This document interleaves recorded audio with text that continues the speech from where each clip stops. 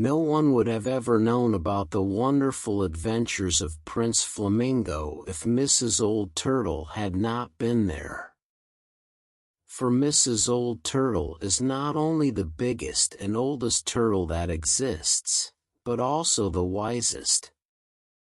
She is 500 years old and has had many adventures.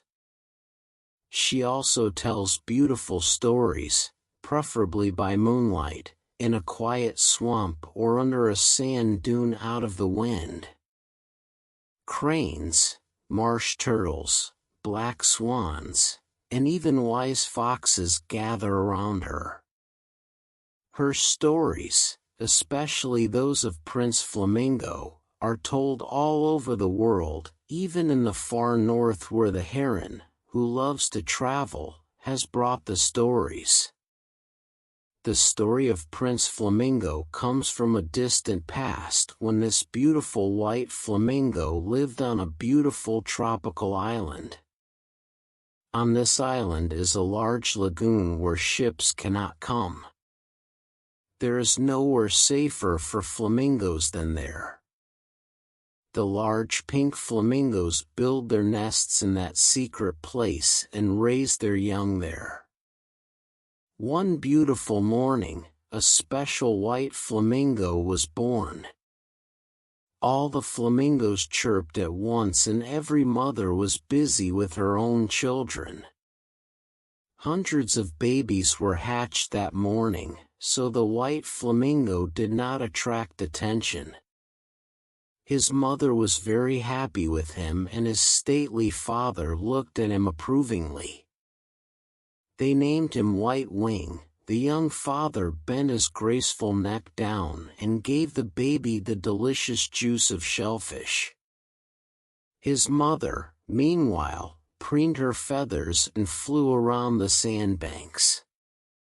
The sun became very hot and there was no shade anywhere. But the flamingos made shade with their wings above the nests. White Wing got so much to eat that he had grown a bit by evening and he could move his wings and feet and sound came from his throat. The following days, he grew quickly and finally climbed out of the nest, which was made of mud, sand, and twigs, and started to walk.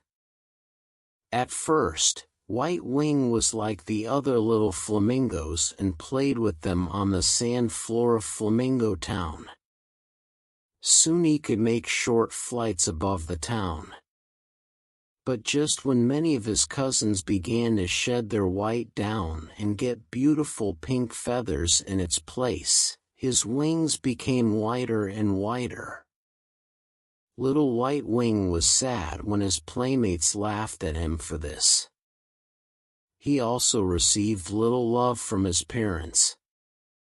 His parents were ashamed of him because he had white wings and didn't want him anymore. Even the oldest birds in Flamingo Town had never heard of a flamingo with white wings. Every night, the little flamingo buried his head in the neck of his beautiful mother and said, "Do you think, dear mother, that I will be pink tomorrow morning?" She would tell him to be quiet and go to sleep. But every morning he was still white. This made him very sad. No one wanted to play with him anymore because he was white. He got the worst fish to eat and didn't go home until the others had gone away. He did not want to draw attention to himself. This was a difficult life for him and soon it became even worse. The king of the flamingos said that flamingos with white wings should die. "Go away, my child, go away," whispered his mother, for she had heard that White Wing was to die. "Go away as far as you can. It will be okay someday. Remember that your mother loves you." And so ended the youth of White Wing. Before the first light of dawn, the beautiful young bird flew away. He flew for miles until his wings could barely carry him. Then he saw land in the distance, and the lonely, hungry bird rested in the shade of a mangrove tree. Suddenly, he heard a friendly, gentle voice. To his surprise, he saw a huge turtle on the beach below him.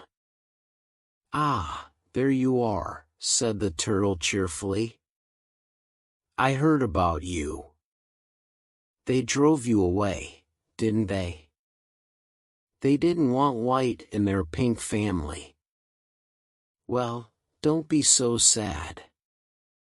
The turtle made her way through the sand and observed, "You birds are funny creatures. Look at the difference between you and us. I don't care what my children look like. I'm going to the sand dune to hatch 9 eggs. I just hope they hatch and the young ones aren't eaten. But as far as I'm concerned, they can come out of their shells in any color they want. We turtles don't worry. We drift quietly through the water. That's our way of life." She then laughed heartily and sat down to dig a hole in the white sand. "I prefer to be alone when I lay eggs, but I can tell you stories another time, son." No one had ever called him son before, and no one had ever been so kind to him. The good old turtle and her cheerful ways had suddenly made life worthwhile. Suddenly, White Wing realized he was very hungry and eagerly ate the crabs he had previously deemed unworthy. The moon was high, and he almost fell asleep when Mrs. Old Turtle finally finished digging in the sand and laid her eggs. She kept her story short, but her words inspired White Wing to go on a journey. "You are special," she began. "You are probably a king. But this is not your place. Go where you need to go. It is far away from here. The emperor has a palace near the Smoking Mountains, and he wants a white flamingo. Fly with your feet towards the sunrise until you reach the river mouth, and then follow the river to the mountains. That is where you belong. Don't be afraid when you get there. Forget your cousins and be great." The poor White Wing was almost dizzy from all these good things. He didn't know what it meant to go on a journey. But the old turtle told him about the many islands he would see and the dangers along the way. Then she told him to leave quickly and began her own arduous journey through the sand, back to the deep water of the sea. The next morning, White Wing was far out to sea, looking for an island where he could find water and food. His goal was to reach the emperor's realm, who wanted a white flamingo. After traveling for many days and nights, he came to a mountain covered with palms. There was no white shore, but a thick swamp, and he saw the river that would lead him to the emperor. A black bird with a large yellow beak greeted him with a cheerful laugh and confirmed that he was indeed on the right path. This bird was a toucan. The bird gave him much good advice but regretted that the flamingo did not want to eat bananas instead of fish. The cheerful toucan offered to accompany White Wing on his journey through the valley. But he only flew a short distance because he saw wild figs that he wanted to eat along the way. The journey through the river valley was long.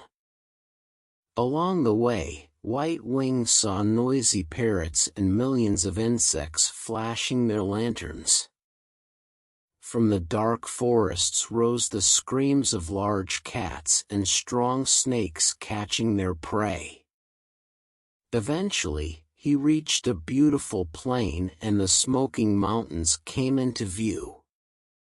He was almost at the emperor's city. At sunrise, he saw the high walls of the palace and heard beautiful music. He waited on the high cliffs above the river and polished his beautiful white feathers. When the day arrived, the emperor's court climbed the rock to the palace. They offered the emperor the light of the sun because the emperor was holy. White Wing soared high above them all. His large white figure was beautiful in the rising sunlight. No bird had ever looked so beautiful.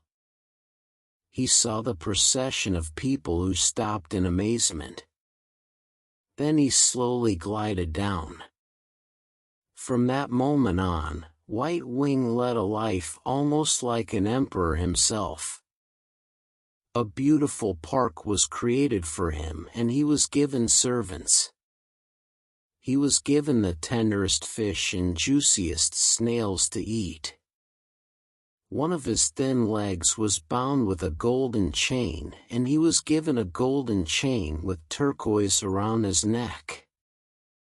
White Wing was then called Prince Flamingo and worked as an advisor to the emperor. He was very wise and he stood on one leg next to the throne for hours. For years he lived in splendor and gained more and more wisdom. He also came to love the little princes and princesses. He loved one princess in particular, but that will be continued by Mrs. Old Turtle next time. She first needs to go abroad to take care of some business. Then you will hear more about Prince Flamingo's journey.